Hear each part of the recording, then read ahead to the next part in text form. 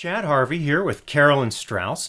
Carolyn had the fortune, or maybe the misfortune, I don't know, of working with both of my Vistage groups last week with her program Managing People, Priorities, and Power. It was a fantastic program, and it went so well that I thought it would be important to bring this to a wider audience. And while we can't do the whole program, what we can do is talk a little bit about what we covered, and I can ask her one question for everybody out there in video land, which is, what is the one thing that you'd love for everybody to take away from your program? That managing people, power, and priorities is about managing yourself. Like we talked about in the program, I believe that power now lies in sphere of influence.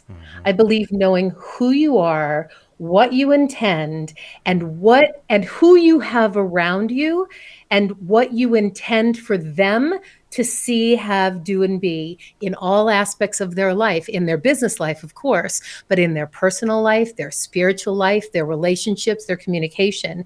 If you're crystal clear about what you intend, then the people around you will want to keep around you.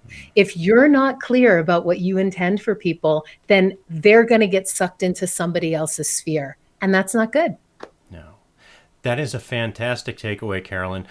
You and I talked a little bit during some of the breaks last week, and I think I mentioned to you, one of the things I see often is that we force rank our employees. We do a lot of objective analysis of different things in our professional and our personal lives, but very rarely do we actually spend time and do what you're talking about, which is an objective analyzation of those that surround us. Not in an employment context necessarily, but just in terms of their influence on us and us on them.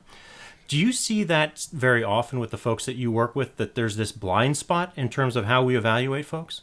Well, we think people are like us. It's natural human nature to think people are like us. I mean, you think about like the languages of appreciation. There are the five love languages, which I'm sure you guys have talked about. It's gifts, touch, words, acts of service, and quality time. And what happens for us as human beings is we always default back to ours. So we think that showing somebody appreciation, and that's super important right now, especially going into the next year, especially with the change that's happened in the world, to show somebody appreciation in their language will make them want to stay around you personally and professionally. Ah, fantastic. I could easily talk with you for another 2 hours about this, but attention spans being what they are, I think we'll wrap it up. Anything else you'd like to leave the audience with here before we Lots go? of stuff. Lots of stuff. First of all, I think January. Okay, let me just start with this. This past year has been so weird, and I'm just going to call it weird because for everybody it's been different, but it's not been the same for anybody. So this is an incredible time in your business and in your personal life to make a change. So if something needs to shift, people aren't going to be as shocked into the change as they would have been a year ago, because we've all been shocked into such a weird change anyway, that if you want to change something, get crystal clear about what you want to change, and then get a clear strategy for how you want to implement that so that it serves you, your world, and your ecology, the people around you.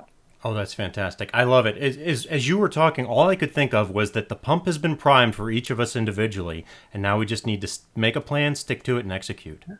Yeah. So very good. Absolutely. Absolutely. Thank And if you. if you're doing a leadership, I don't call them retreat, by the way. I don't retreat. I don't go back. And this year it's impossible to go back. I call them advances.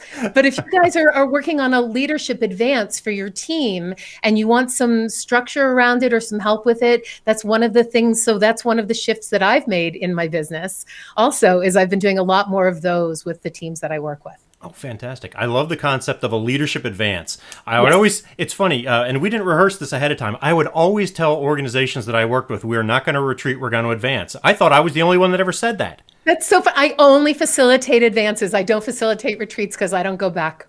I love it. Well, then, here's to advancing in 2021 and beyond. Thank you, Carolyn. Blessings, everybody.